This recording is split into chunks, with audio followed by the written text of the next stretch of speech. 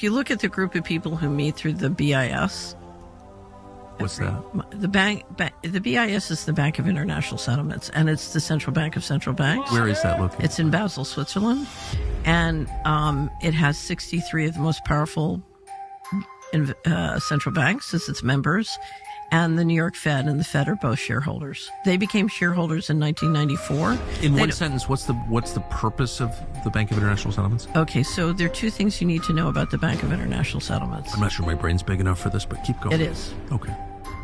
It has sovereign immunity. What does that mean? It's above the law. It's its own country. Right. It's its own country. It has its own police force.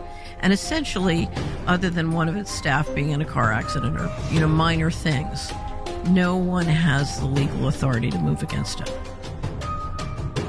Okay? It has sovereign immunity. That's number one.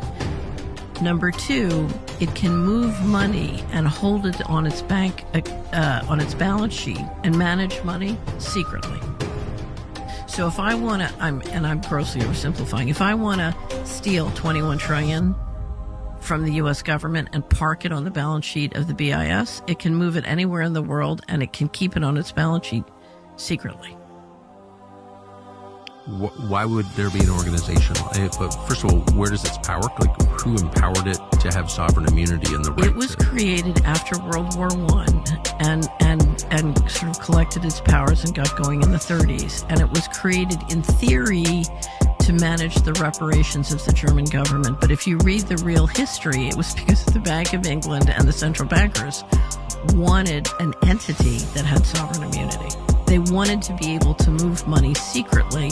So, for example, if you look at what happened during World War II and all the money that was moving back and forth between the Germans and Americans, Dulles was over in Switzerland helping to manage all these transfers back and forth. So there's a wonderful book called The Tower of Basel by a wonderful Hungarian journalist where he documents and describes the whole history of the Bank of International Settlements. And if you want to understand power in this world, understanding how the Bank of International Settlements and the plumbing of the central banking system works is very, very important.